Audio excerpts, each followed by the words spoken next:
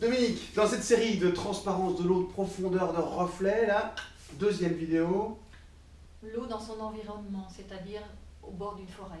Le Voilà. décor important, quoi, voilà, l'ambiance. Un décor, Ouais. une ambiance.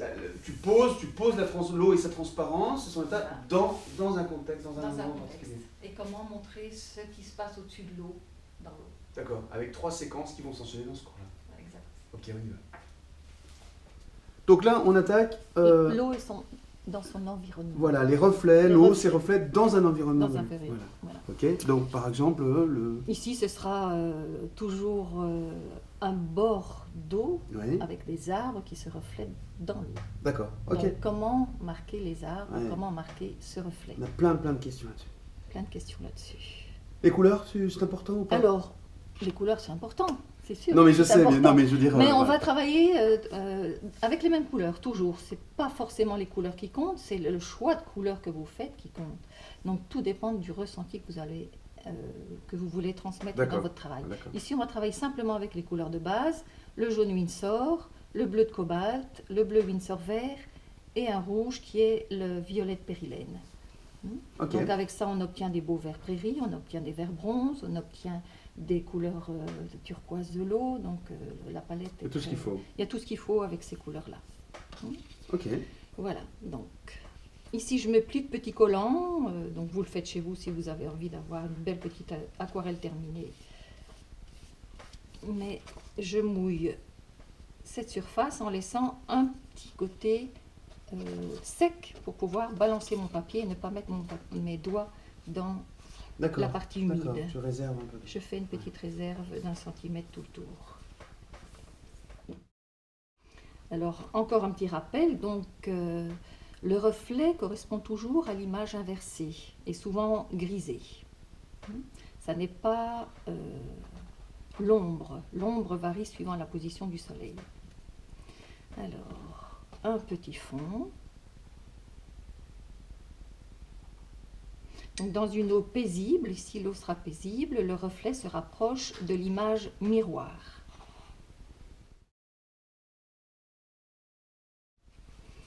Donc à vous de donner votre intention dans ce fond. Nourrissez votre esprit quand vous allez vous promener, observez ce qui se passe au bord de l'eau, dans les reflets, dans les flaques d'eau, quand un insecte rentre dans l'eau, les tourbillons que ça forme, les auréoles. Nourrissez votre imaginaire. Donc ici je fais un fond imaginaire de nature. Tout ce qui se passe au-dessus de l'eau va nourrir la surface de l'eau, va nourrir la couleur qui est en surface.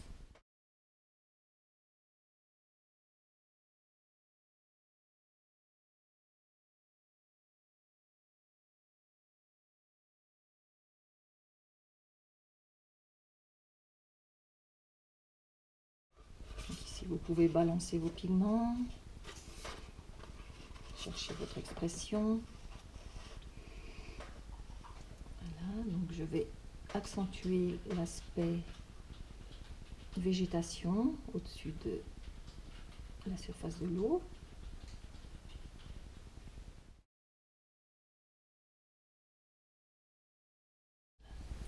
Donc je vais former des petits arbres, tout simples. Voilà. Donc je fais mon tronc, les petites branches, et cet arbre qui est vertical va se refléter de façon tout à fait verticale, donc à la surface de l'eau. Si je mets un arbre penché, comme ceci, il va s'incliner. Ce sera l'image inversée. Faites bien attention à ça, c'est très important.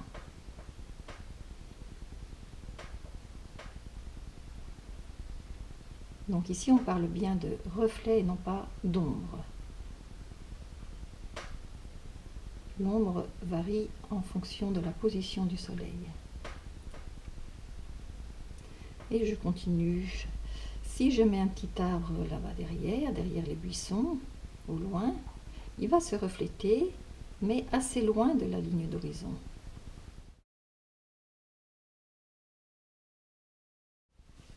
Alors, qu'est-ce qui va pouvoir déterminer le fait que cette partie-ci représente l'eau?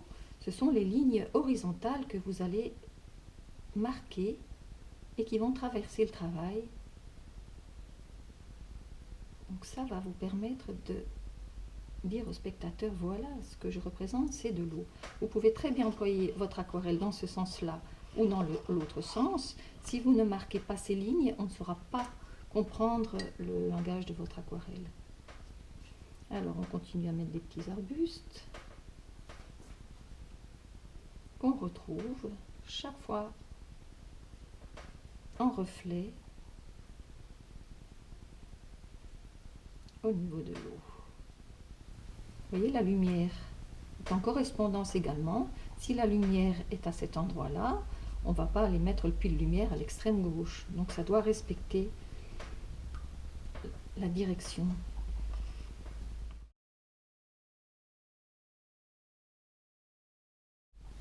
Donc ici, c'est une eau calme, comme dans l'exercice précédent. Donc les lignes sont tout à fait horizontales.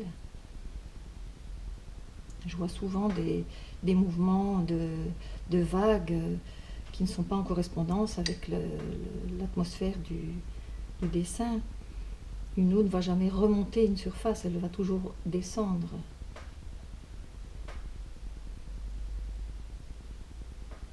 Donc de belles horizontales. Au plus on s'approche de la ligne d'horizon, au plus elles seront fines et rapprochées l'une de l'autre. Au plus on s'éloigne de la ligne d'horizon, au plus elles seront espacées. C'est ce qui vous permet de donner une profondeur de champ. Alors tout ce qui se passe au-dessus, on va le retrouver en dessous.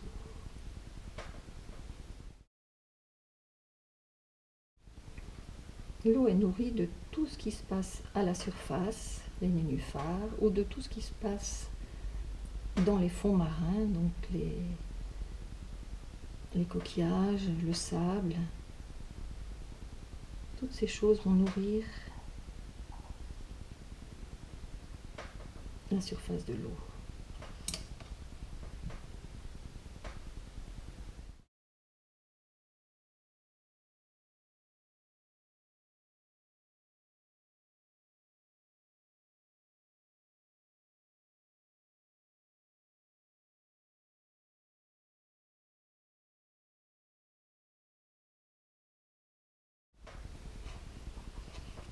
Donc vous voyez, on est vraiment dans la surface miroir.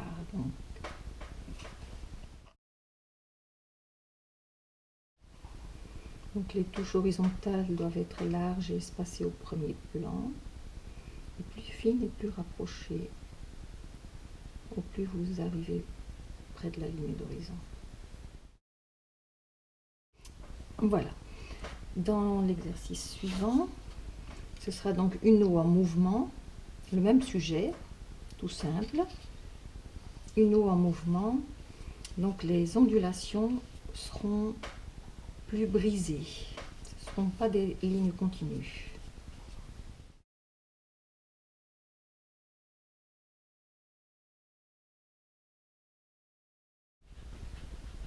Toujours avec mon jaune Winsor.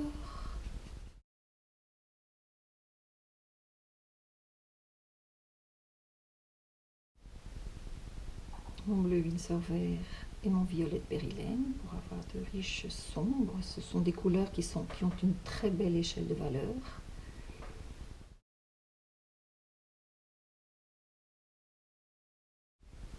Tout de suite, je travaille en correspondance ce qui se passe au-dessus de l'eau et ce qui se passe dans l'eau.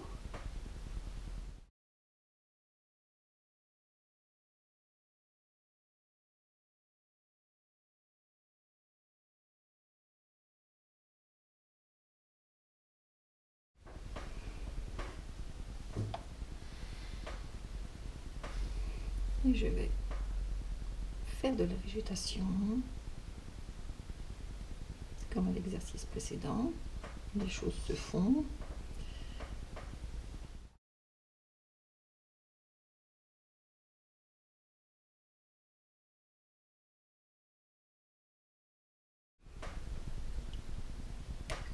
Observez toutes les belles fusions qui arrivent là, ce sont des petits cadeaux.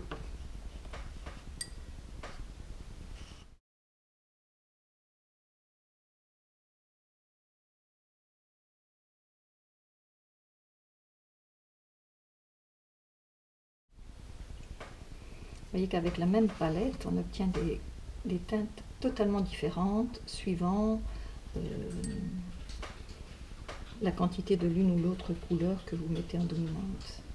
Alors là, patience, patience, pour marquer les reflets.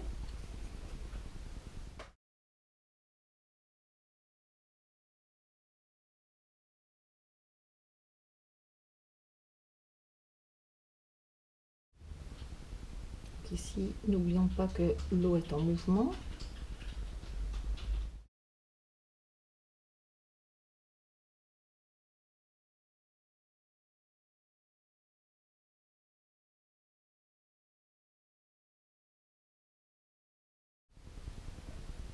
Donc sous l'eau, il y a des cailloux, il y a des choses qui brisent le rythme.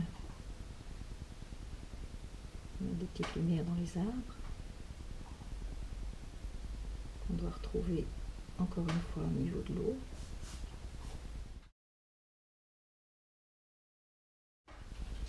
Là, je suggère ici des cailloux dans l'eau. Donc ces cailloux vont gêner le voyage de l'eau. Donc ça donne du mouvement.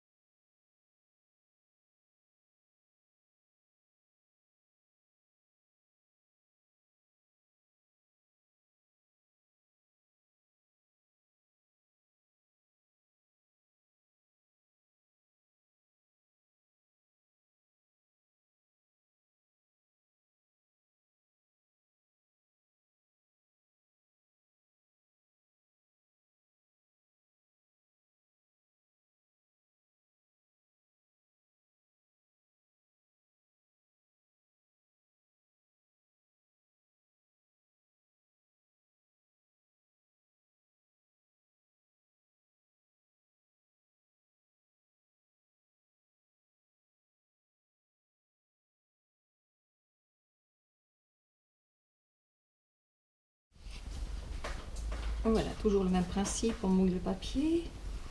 Donc là, paysage tout simple, simplement un arbre pour bien montrer les reflets de la mouvance de l'eau.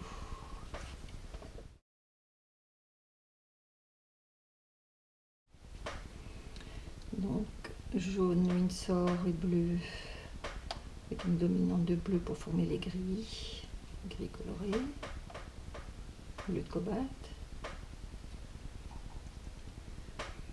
petite pointe de lumière. On met la végétation à l'arrière-plan.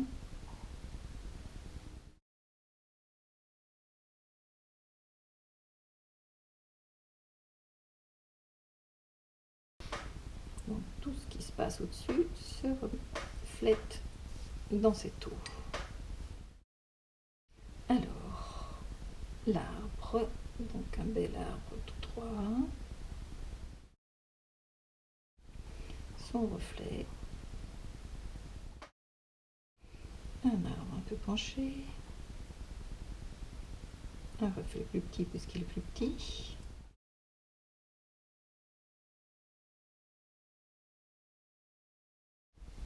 On patiente, parce que là il y a beaucoup d'eau. On va prendre la matière plus crémeuse pour stabiliser. Alors, peu importe la couleur de vos arbres, ce qui compte c'est le ressenti, savoir comment donner cet aspect de reflet dans l'eau.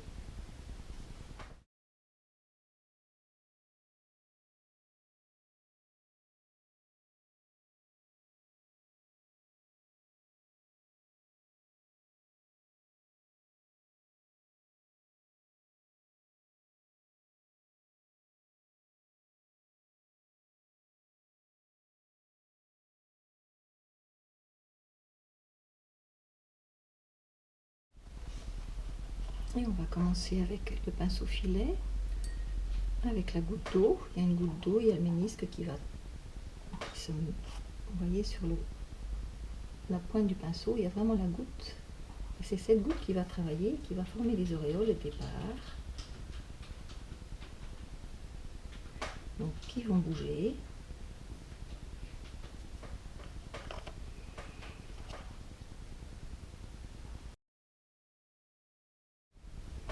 Voilà une manière de faire des reflets. Donc maintenant avec un peu moins d'eau, on donne du mouvement. Ils sont vraiment comme des zigzags. Ne pas agir trop tôt. Toujours en fonction du cycle de l'eau. Patience, patience.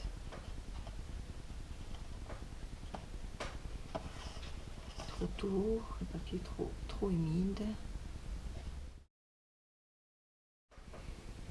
Il aurait pu avoir à la surface de l'eau de la végétation.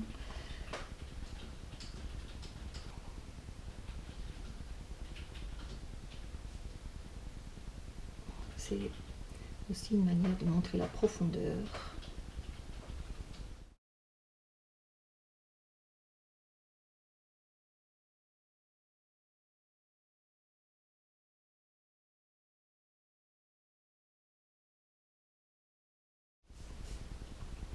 Le papier est encore beaucoup trop brillant pour agir.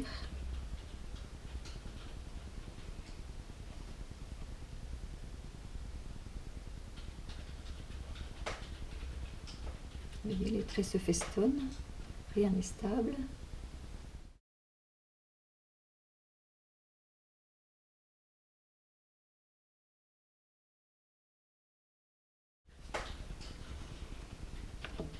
Vous voyez la différence par rapport à une eau calme. Le reflet est simplement traversé par des petites horizontales, tandis que dans une eau en mouvement, ce sont vraiment des zigzags, on ne voit plus vraiment la forme de l'arbre.